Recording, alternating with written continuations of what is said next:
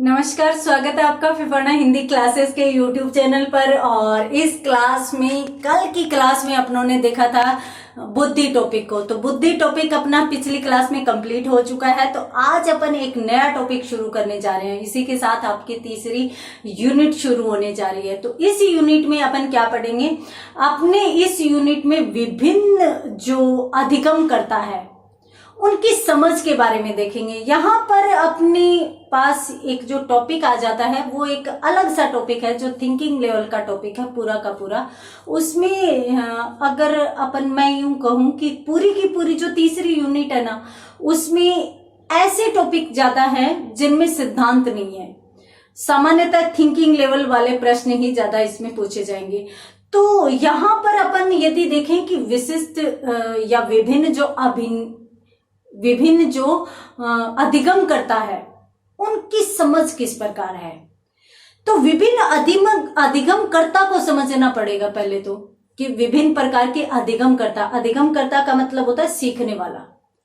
तो सीखने वाले अपन सामान्यतः बालकों के बारे में लेते हैं। अब बालक कितने प्रकार के हो सकते हैं? बालकों को यदि मोटे तौर पर देखें तो दो भागों में बांटकर अपन देख सकते हैं, तो सामान्य बालक और दूसरा विशिष्ट बालक। तो जो सामान्य बालक होते हैं वो तो सामान्य तौर पर अपन कह सकते हैं कि अपनी आयु के अनुसार शारीरिक एवं मानसिक विकास करेंगे। परंतु विशिष्ट बालकों में वो सारे के सारे बालक शामिल किए जाएंगे जो या तो सामान्य से उच्च है या सामान्य से निम्न है। तो सामान्य से उच्च एवं सामान्य से निम्न सभी बालकों को इस वर्ग में शामिल किया जाएगा। किसमें? विशिष्ट बालकों में।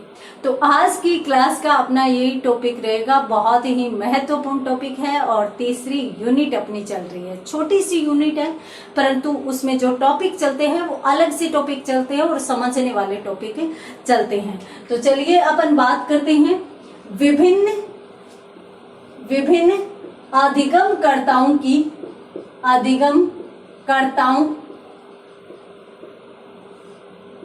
की समझ।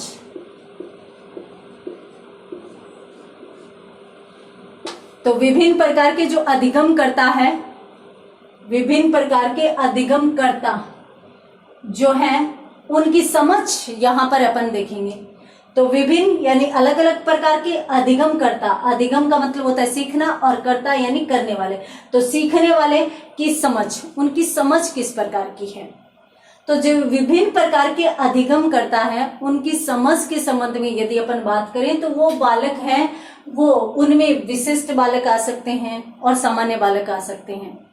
तो सामान्य जो बालक है वो तो सामान्य रूप से अपनी आयु के अनुसार शारीरिक एवं मानसिक विकास करेगा। परंतु जो विशिष्ट बालक होते हैं उनकी यदि अपन बात करें तो वो देखिए शारीरिक मानसिक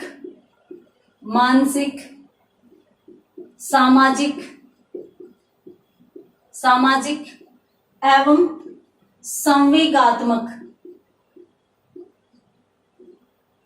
रूप से विशिष्ट होंगे।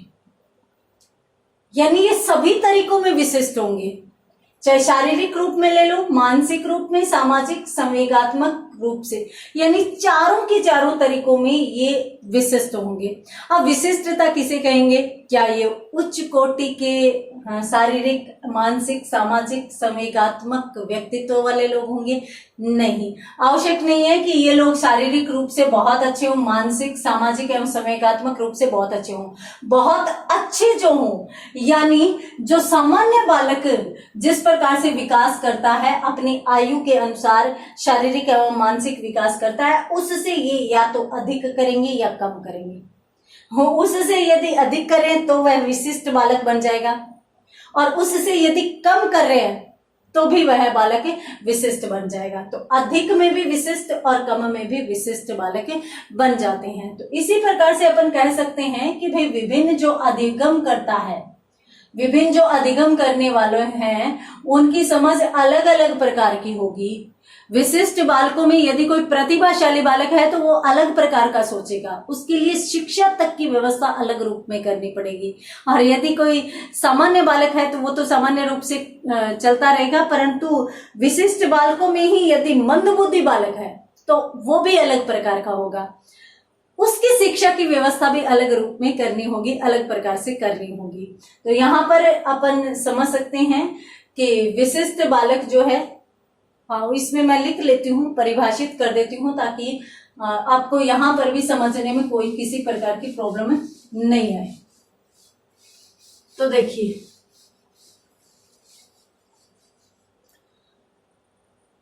सबसे पहले तो अपन ये कहेंगे विशिष्ट बालकों के संदर्भ में, हाँ मैं यूं बता देती हूँ कि विभिन्न अधिगमकर्ताओं में अपने को विशिष्ट बालकों को ही समझना है, क्योंकि अपने सिलेबस में विशिष्ट बालक है, सामान्य बालक नहीं है। तो विभिन्न प्रकार के अधिगमकर्ताओं में अपन किसको समझेंगे, यहाँ पर विशिष्ट बालकों को समझेंगे। और विशिष्ट बालकों में वो सारे के सारे बालक आ जाएंगे, जिनमें पिछड़े बालक भी आ जाएंगे और प्रतिभाशाली बालक भी आ जाएंगे। तो यहाँ पर अपन विशिष्ट बालकों के बारे में क्या कहेंगे कि विशिष्ट बालक सामान्यतः अपन यूं कह सकते हैं कि विशिष्ट बालक वे बालक होते हैं, विशिष्ट बालक वे बालक होते हैं, कौन से बालक, जो औसत सामान्य बालकों से, जो औसत सामान्य का मतलब कौन सा है, जो सामान्य बुद्धि लब्धि वाले बालक होते हैं और जो बिल्कुल सामान्य बुद्धि वाले बालक की तरह विकास करते हैं। तो ये क्या होते हैं, औसत सामान्य बालकों से अलग होते हैं।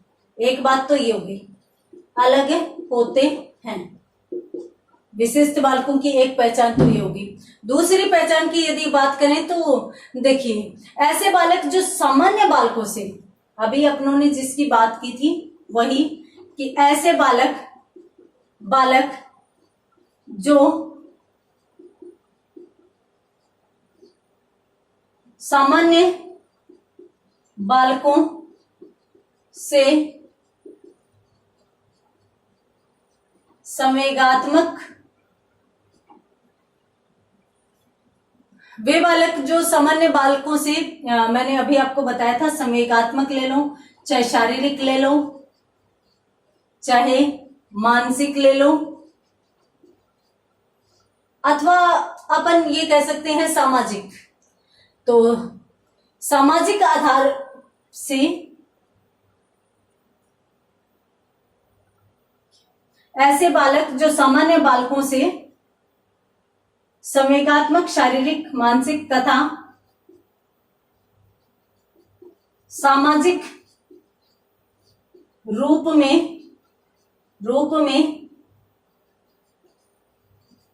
अधिक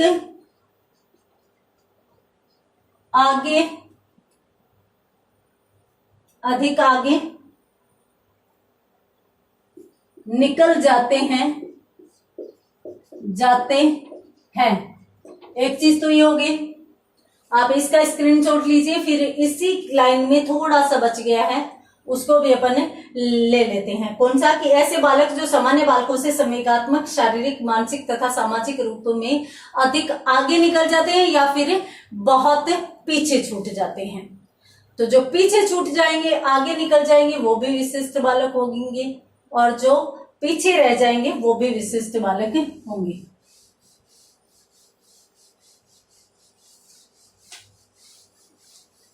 तो अपन क्या कह सकते हैं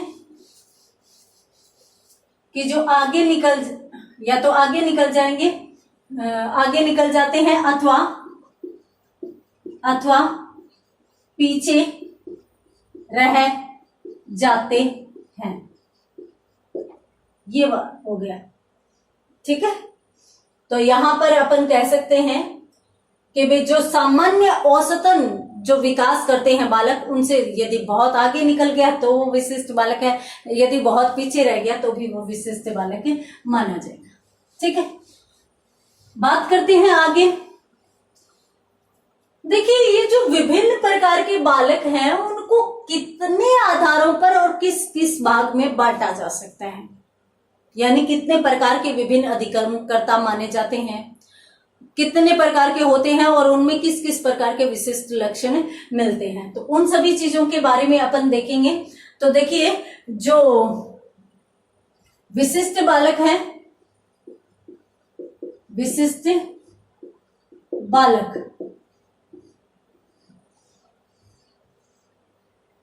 जो है उनमें कुछ शारीरिक रूप से विशिष्ट होते हैं, शारीरिक रूप से भी विशिष्ट होंगे, मानसिक, शैक्षिक, सामाजिक सभी रूपों में जो विशिष्ट बालक होंगे उन्हीं को इस श्रेणी में रखा जाएगा। तो अपन यूं कह सकते हैं कि जो शारीरिक रूप से विशिष्ट बालक हो गया, इसके साथ साथ अपन मानसिक रूप से ले सकते हैं, मानसिक रूप से विशिष्ट, शैक्षिक रूप से विशिष्ट ले सकते हैं, रूप से विशिष्ट ले सकते हैं। तो जो शारीरिक रूप से विशिष्ट बालक होंगे उनकी यदि अपन बात करें तो देखिए, उनमें पहला होगा दृष्टि विकलांग बालक। तो दृष्टि विकलांग इसमें आएगा, अपन सभी को समझेंगे, परंतु एक बार अपन इसका डिवाइडेशन कंप्लीट कर लेते हैं। तो दृष्टि विकलांग बालक भी आ सकता है, इसमें वाक विकलांग बालक भी आ सकता है, वाक विकलांग बालक भी आ सकता है। इसके साथ साथ इसमें जिसकी श्रवण शक्ति दुर्बल है तो श्रवण दुर्बल बालक भी आ सकता है। और यदि अपन अंतिम की बात करें तो ये गत्यात्मक अक्षम बालक भी इसमें आ जाता है। तो इस प्रकार से शारीरिक रूप से विशिष्ट बालक शामिल किए जाएंगे। उसके बाद अपन मानसिक रूप से विशिष्ट बालकों की यदि बात करें तो देखिए, इसमें मानसिक रूप से विशिष्ट यानी बहुत अच्छा जो है प्रतिभाशाली बालक हैं, तो वो भी इसमें शामिल किया जाएगा, प्रतिभाशाली बालक।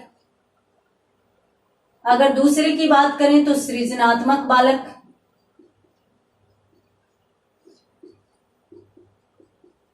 सृजनात्मक बालक। तीसरा आ जाता है मंद बुद्धि बालक। तो यहां पर प्रतिभाशाली, सृजनात्मक और मंद बुद्धि बालक आ जाते हैं। देखिए, शैक्षिक दृष्टि से यदि अपन बात करें तो शैक्षिक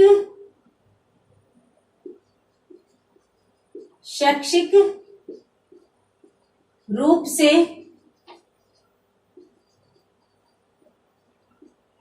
पिछड़ा बालक, ठीक है, शैक्षिक रूप से पिछड़ा बालक भी आ सकता है और शैक्षिक रूप से तीव्र बालक भी आ सकता है। तो शैक्षिक रूप से पिछड़ा, शैक्षिक रूप से तीव्र बालक भी आ सकते हैं।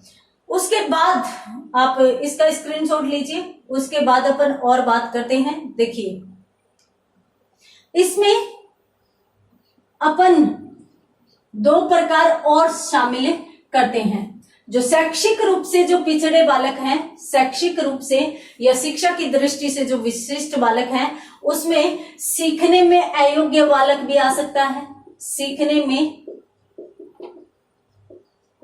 अयोग्य बालक भी आ सकता है कि जो सीखने में अयोग्य हो। अयोग्य का मतलब है कि उसमें योग्यता ही नहीं हो। इसके साथ साथ कुछ बालक ऐसे भी होते हैं जिनमें योग्यता तो होती है परंतु उनका सही संप्रेषण नहीं हो पाता, तो संप्रेषण बाधित बालक भी इसी में आते हैं। यहाँ पर 3 टाइप्स अपने क्लियर होते हैं, शारीरिक दृष्टि से विशिष्ट बालक, मानसिक दृष्टि से शैक्षिक रूप से विशिष्ट बालक। यहाँ पर सामाजिक रूप से विशिष्ट बालक भी रह जाते हैं, उनको भी अपन देखेंगे, परंतु पहले अपन देख लेते हैं यहाँ पर इन सभी को थोड़ा सा परिचय। हालांकि अपने ये बड़े रूप में लगते हैं और कौन कौन से लगते हैं, कौन कौन से बालकों को पढ़ना है वो भी मैं आपको बताऊंगी, अपने पूरे सिलेबस के अनुसार चलेंगे। यहाँ पर मैं आपको बता देती हूँ कि देखिए जो विभिन्न प्रकार के अधिगम करता है या फिर अपन यूं कहें कि जो विशिष्ट बालक है, उन विशिष्ट बालकों में जो शारीरिक रूप से विशिष्ट है ना, उसमें अगर अपन देखें कि कौन कौन से बालक आएंगे, तो शारीरिक रूप से विशिष्ट में बहुत अच्छे बालक भी आ सकते हैं और बहुत बुरे बालक भी। बुरे बालक का मतलब होता है कि गुणों वाले, शारीरिक गुणों वाले व्यक्ति भी आएंगे और शारीरिक दोष वाले बालक भी उसमें शामिल किए जाएंगे। यदि अपन बात करें शारीरिक दोष वाले बालकों में, तो कुछ ऐसे बालक होते हैं जिनकी दृष्टि विकलांग होती है, जिनमें देखने की क्षमता नहीं होती, जो देख नहीं पाते, तो उनमें दृष्टि विकलांगता पाई जाती है, तो इसलिए अपन उनको भी शामिल करते हैं। आपने देखा होगा कि कभी कभार कुछ कक्षाएं ऐसी होती है जिनमें कुछ बालकों को आगे बैठाया जाता है और सदैव वो बच्चे आगे बैठते हैं। ऐसे नहीं कि नेचुरल कुछ बच्चे हैं हमेशा आगे बैठते हैं, उनकी बात मैं नहीं कर रही, परंतु जिनको स्पेशली आगे बैठाया जाता है उनकी बात मैं कर रही हूँ। तो आई साइड वीक होती है उनकी, तो आई साइड वीक होने के कारण उन बच्चों को सबसे पहले बैठाया जाता है, सबसे आगे बैठाया जाता है। तो सबसे आगे इसलिए बैठाया जाता है क्योंकि वो पीछे से ध्यान से देख नहीं पाते, बोर्ड पर लिखा हुआ नहीं देख पाते, तो इस वजह से उनका अधिगम है वो बाधित हो जाता है। तो इसलिए उनके अधिगम को सुचारू रूप से बनाने के लिए उनको आगे बढ़ाया जाता है। और कुछ बच्चों की दृष्टि बहुत ज्यादा खराब होती है, जैसे मतलब कुछ बच्चे ऐसे भी होते हैं जो अंधे ही होते हैं, तो उनके लिए फिर अलग से शिक्षा की व्यवस्था भी की जाती है। तो इस प्रकार से ये जो दृष्टि बाधित बालक है वो भी इस श्रेणी में जाएंगे। अब मैं यूं कह सकती हूँ कि जिसको देखने की क्षमता, जिसमें देखने की क्षमता कम हो वो भी इसमें जाएंगे, और जिनकी देखने की क्षमता बहुत अच्छी हो वो भी इसमें जाएंगे, और साथ साथ जिनको बिल्कुल नहीं दिखता वो भी इसी श्रेणी के अंतर्गत जाएंगे। तो दृष्टि विकलांगता में सामान्यतः विकलांग बालकों में ये तो नहीं जाएगा कि बहुत अच्छा देख सकते हैं वो बालक जाएंगे, नहीं, बहुत अच्छा कौन सा देख सकता है, सामान्य बालक अच्छा ही देखता है, तो अपन यहाँ पर कहेंगे दृष्टि विकलांगता में जो देख नहीं पाते या फिर जो बहुत कम देख पाते हैं। उसके बाद अपन बात करते हैं वाक विकलांग बालक की। तो कुछ बच्चे ऐसे होते हैं जो वाणी से विकलांग होते हैं। वाणी से विकलांग का मतलब जो बोल नहीं पाते, ऐसे बच्चे भी बहुत सारे होते हैं, तो उनको भी अपन विशिष्ट मानेंगे। क्यों? क्योंकि सामान्य बालक बोल पाता है और सामान्य से निम्न यदि आ गया तो भी वो विशिष्ट बालकों की श्रेणी में ही जाएगा। तो सामान्य बालक है वो बोलने की क्षमता नहीं रखता, तो सामान्य बालक बोलने की क्षमता रखता है, वह सामान्य रूप में बोल सकता है, जबकि जो नहीं बोल पाए वो फिर किस में चला जाएगा, शारीरिक रूप से विशिष्ट बालकों में। श्रवण दुर्बल, कुछ सुनने में कमजोर होते हैं, दुर्बल का मतलब होता है कमजोर, तो श्रवण का मतलब सुनना, तो सुनने में कुछ बालक ऐसे होते हैं जो कमजोर होते हैं, तो वो सुन नहीं पाते, इसलिए भी अपन इसको विशिष्ट बालकों की श्रेणी में ले जाते हैं। गत्यात्मक अक्षम बालक, गत्यात्मक का मतलब होता है गति करने में। गति करने में किस चीज को शामिल करेंगे? देखिए, जो शारीरिक कार्य अधिक नहीं कर पाते, जिनकी शारीरिक गति करने की क्षमता कम हो, तो वो सभी के सभी बालक इसमें जाएंगे गत्यात्मक अक्षम बालक में। अक्षम का मतलब जो सक्षम नहीं हो, तो सक्षम का विलोम आ गया अक्षम, और गत्यात्मक गति करने से संबंधित या शारीरिक कार्य करने से संबंधित। तो शारीरिक का कार्य करने से संबंधित यदि कोई बालक अक्षम है तो वो भी किस में जाता है, विशिष्ट बालकों की श्रेणी में जाता है। उसके बाद अपन बात करते हैं मानसिक रूप से विशिष्ट बालकों की। तो मानसिक रूप से विशिष्ट बालकों में प्रतिभाशाली, अब मैंने आपको कहा था ना कि विशिष्टता किसी भी रूप में होती है, उच्च लेवल में भी हो सकती है, निम्न लेवल में भी हो सकती है। तो यदि अपन बात करें विशिष्ट बालकों की, तो वो जो बहुत अधिक प्रतिभाशाली होती हैं, जिनकी बुद्धि लब्धि बहुत ज्यादा हो, प्रतिभाशाली अपन उसे कहेंगे जो 130-40 के लगभग बुद्धि लब्धि जिसकी हो। तो 130-40 कोई सामान्य बालक में तो हो नहीं सकती, कोई ना कोई विशिष्ट बालक होगा। हम कहते हैं ना कि ये असामान्य बालक है, क्यों? क्योंकि ये सामान्य बालक की तो इतनी कैचिंग पावर या बुद्धि लब्धि होती नहीं है। तो इसलिए हम कह सकते हैं कि प्रतिभाशाली बालक जो है वो उसमें मानसिक रूप से विशिष्ट बालकों की श्रेणी में जाते हैं। सृजनात्मक बालक, हर कोई बालक सृजन करने की क्षमता नहीं रखता। जो सृजित चीजें होती है, वस्तुएं होती हैं, उन्हीं का ही उपयोग करना सामान्य बालक का काम होता है। वो उन्हीं चीजों का प्रयोग कर पाते हैं, उपयोग में ला पाते हैं। जबकि कुछ बालक ऐसे होते हैं जो सृजन करने की क्षमता रखते हैं, कुछ नव निर्माण की क्षमता रखते हैं। जैसे वैज्ञानिक लोग नहीं होते, तो वैज्ञानिक लोग नई नई चीजों का निर्माण करते हैं, आविष्कार करते हैं। तो वहां पर अपन उन बालकों को सृजनात्मक बालक ही कहेंगे। कुछ बालक ऐसे भी होते हैं, वैज्ञानिक नहीं, मशीनें बनाते हैं। जैसे पीछे काफी बार इस प्रकार से आता था कि एक इंजीनियरिंग के स्टूडेंट ने रोबोट बना दिया। एक जो बालक था, सामान्य सा था, तो उसने हटकर किया कि मतलब ऐसी साइकिल बना दी जो सिर्फ पानी से चलती हो या फिर हवा से चलती हो। तो इस प्रकार से कुछ चीजें आ जाती है जो अजीब वो गरीब। अब उनको बनाने वाले बालक कैसे होंगे? उनमें सृजनात्मक बुद्धि अधिक होती है, सृजन करने की क्षमता, नव निर्माण करने की क्षमता उनमें अधिक होती है। तब अपन मान सकते हैं कि वे सृजनात्मक बालक माने जाएंगे। उसके बाद अपन बात करते हैं मंद बुद्धि बालक। अब यहाँ पर तो अपन इससे हाई लेवल की बात की थी, ये सामान्य बालकों का लेवल है, और सामान्य बालकों से जो उच्च है वो भी विशिष्ट हैं। तो उसमें अपनों ने सृजनात्मक बालक और प्रतिभाशाली बालक दोनों को देख लिया। अब अपन बात करते हैं इससे निम्न की। तो निम्न श्रेणी में मंद बुद्धि बालक शामिल किए जाते हैं, जिनकी बुद्धि लब्धि मंद हो। तो जिनकी बुद्धि लब्धि कम हो, जिनका IQ लेवल कम हो, वो सामान्य बालकों के अनुसार व्यवहार नहीं कर पाएंगे, सामान्य बालकों के अनुसार शिक्षा का अर्जन नहीं कर पाएंगे। तो जो सामान्य बालकों के अनुसार शिक्षा का अर्जन नहीं कर पाते, उनको अपन क्या कहेंगे? उनको किस श्रेणी में रखेंगे? मंद बुद्धि बालकों की श्रेणी में रखेंगे। उसके बाद अपन बात करते हैं तीसरे रूप में शैक्षिक रूप से विशिष्ट, यानी शिक्षा के क्षेत्र में कुछ बालक विशिष्ट होते हैं। कुछ बालकों की शिक्षा के क्षेत्र में उपलब्धियां विशिष्ट होती है। तो उनमें यदि अपन बात करें तो देखिए, कुछ बालक तो ऐसे होते हैं कि जो सामान्य बालक जो होते हैं उनसे पिछड़ जाते हैं। तो सामान्य बालक माने कि 9th क्लास का बच्चा यदि 9th के पेपर सोल्व कर रहा है तो सामान्य है, और यदि 9th क्लास का बच्चा 9th का क्या 8th का भी पेपर सोल्व नहीं कर रहा, तो वो क्या हो गया? पिछड़ गया। तो पिछड़ा बालक जो है शैक्षिक दृष्टि से वो किस में जाएगा? विशिष्ट बालकों की श्रेणी में जाएगा, क्योंकि सामान्य जैसा व्यवहार वो नहीं कर रहा।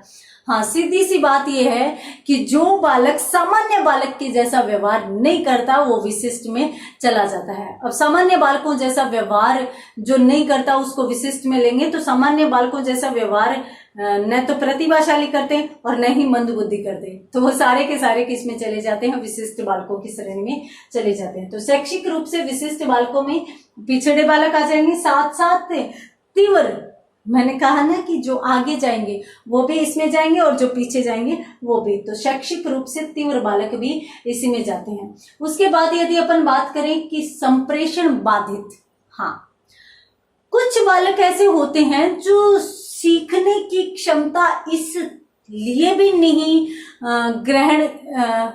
सीखने की क्षमता इसलिए भी नहीं प्राप्त कर पाते या सीख इसलिए भी नहीं पाते कि उनका संप्रेषण बाधित हो जाता है, कम्युनिकेशन बाधित हो जाता है।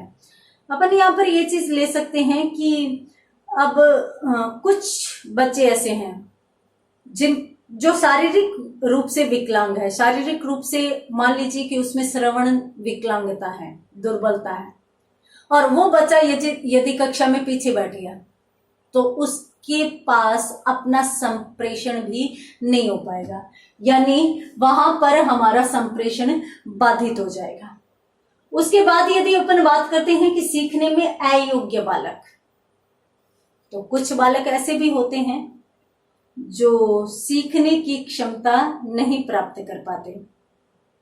अपन यूं भी कह सकते हैं कि जो सीखने में बालक अयोग्य हो, यानी उनकी योग्यता बाधित हो जाए, वो योग्य नहीं हो, तो वहां पर अपन सीखने में अयोग्य बालकों को लेते हैं। तो सीखने की क्षमता पूर्ण रूप से जिनमें नहीं होती उनको अपन अयोग्य बालकों की श्रेणी में रखेंगे, और वो भी सामान्य बालकों के अनुसार नहीं सीख पाएंगे, तो इसलिए अपन उनको किस श्रेणी में रखेंगे? विशिष्ट बालकों की श्रेणी में रखेंगे। तो इनका आप स्क्रीनशॉट ले लीजिए। उसके बाद अपन चौथे भेद की भी बात कर लेते हैं, सामाजिक रूप से विशिष्ट बालकों की भी बात कर लेते हैं। तो सामाजिक रूप से जो विशिष्ट बालक हैं,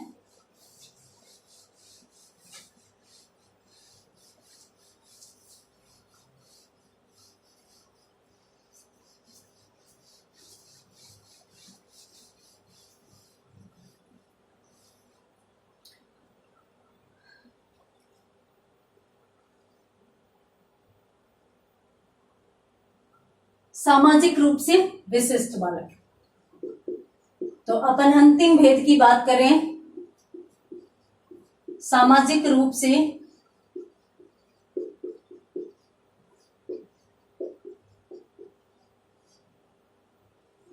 विशिष्ट बालकों की।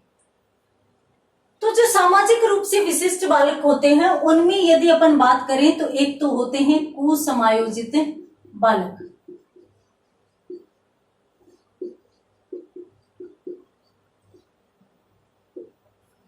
कुसमायोजित का मतलब जो, हाँ चलो ये अपन बाद में देखेंगे, पहले अपन देख लेते हैं। अगला है समस्यात्मक बालक, समस्यात्मक बालक। उसके बाद अपन आगे बात करते हैं बाल अपराधी, बाल अपराधी। उसके बाद अपन बात करेंगे विचलित बालकों की,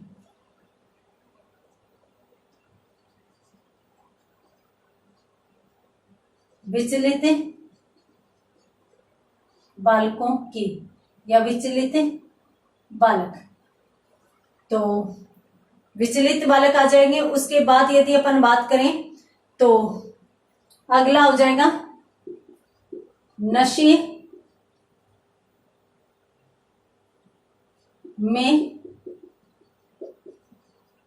आदि बालक। तो जो नशे के आदि बालक होते हैं वो भी इसी कैटेगरी में माने जाएंगे। उसके बाद यदि अपन बात करें तो संवेगात्मक रूप से परेशान बालक भी इसी में जाएंगे, संवेगात्मक रूप से परेशान बालक। तो संवेगात्मक रूप से परेशान बालक भी इसमें जाएंगे। एक भेद और आ जाएगा इसमें, और एक भेद कौन सा आ जाएगा? माता पिता द्वारा तिरस्कृत बालक। माता पिता द्वारा तिरस्कृत बालक भी इसी श्रेणी में आ जाएगा।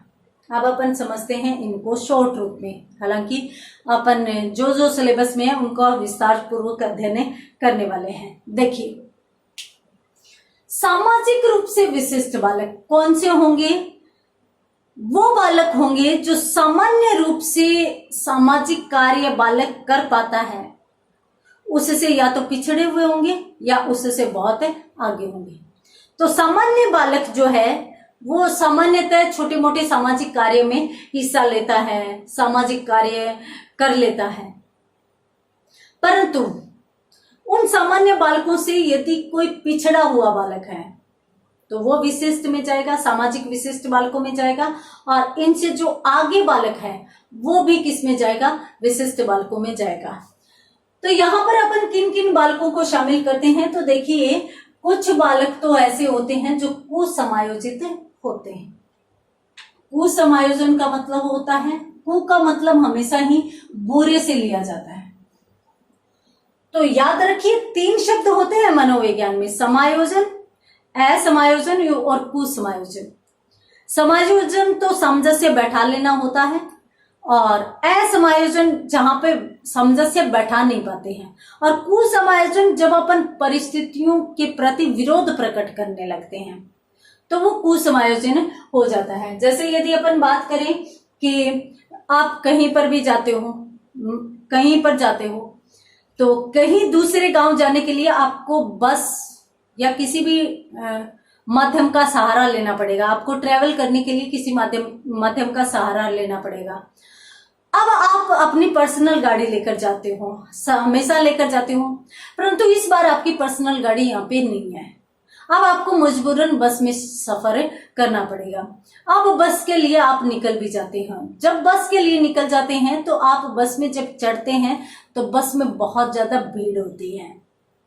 भीड़ होती है तो आप उस भीड़ में कहीं ना कहीं एक जगह खड़े होकर और वहां पर किसी न किसी डंडे को या सीट को पकड़कर आप आराम से खड़े हो जाते हो। वहां पर तो आपने विपरीत परिस्थितियां या अप्रत्याशित परिस्थितियों के प्रति सामंजस्य की स्थापना कर ली, यानी आपने सामंजस्य बैठा लिया।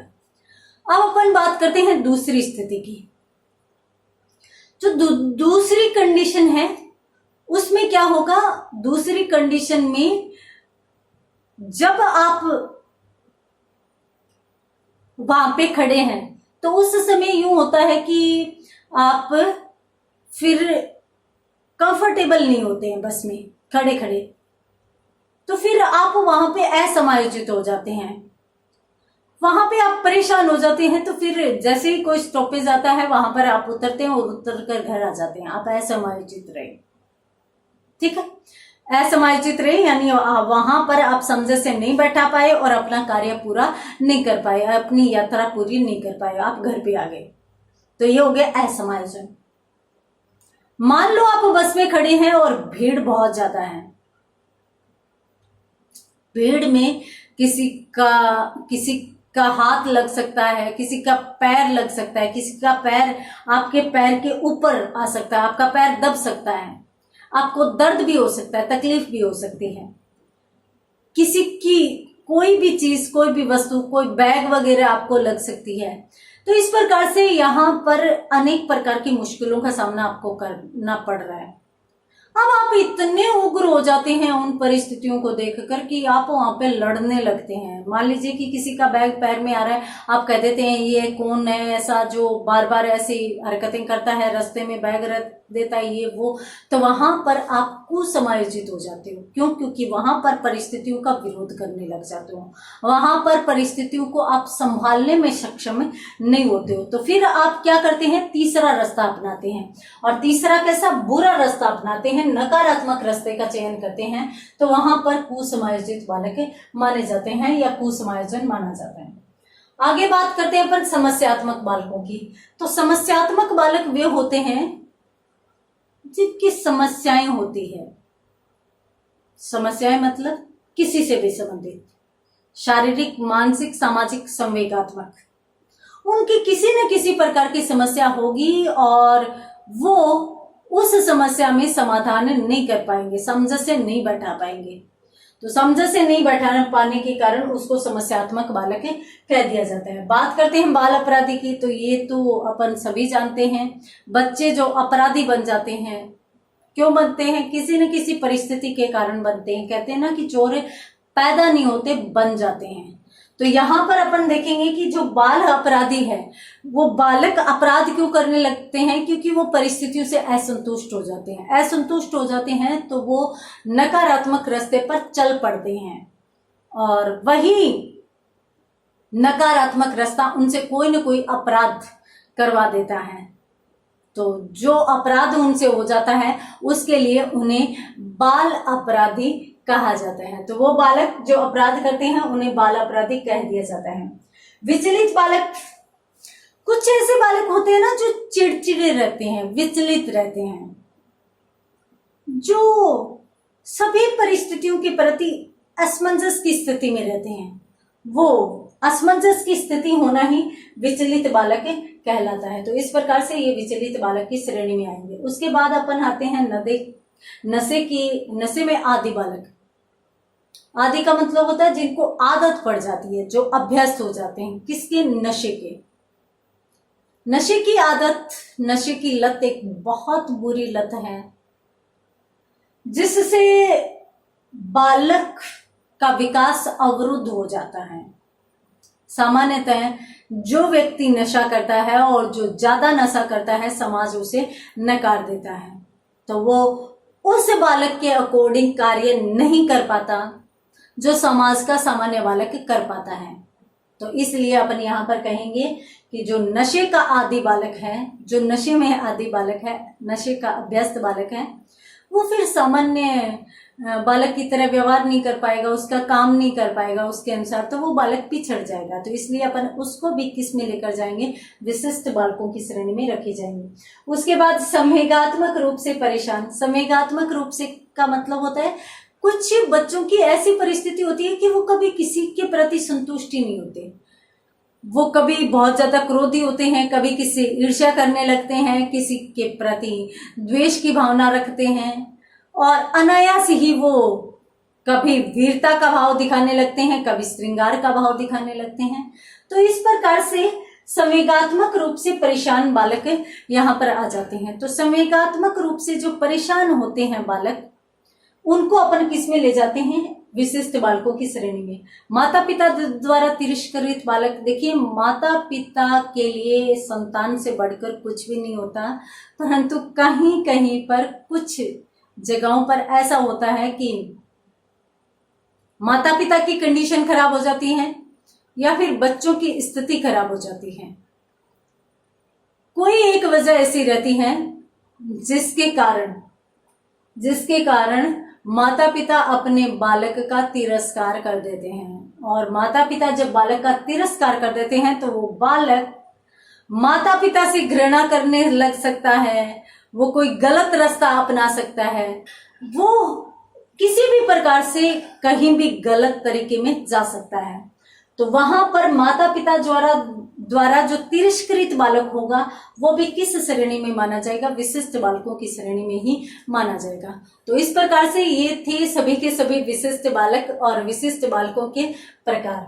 तो आप इसका भी स्क्रीनशॉट लीजिए। 4 आधारों पर अपनों ने यहाँ पर वर्गीकृत करके और बताया है।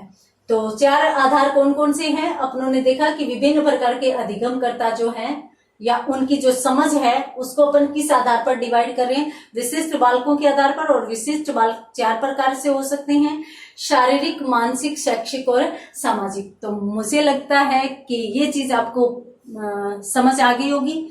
बहुत ही महत्वपूर्ण चीज है ये डायग्राम आप यूं की यूं ध्यान रखेंगे ताकि इससे संबंधित किसी भी प्रकार की कोई समस्या नहीं आए। तो मानती हूं कि समझ में आ गया होगा। मिलेंगे आगे के टॉपिक के साथ अगली क्लास में, तब तक के लिए धन्यवाद।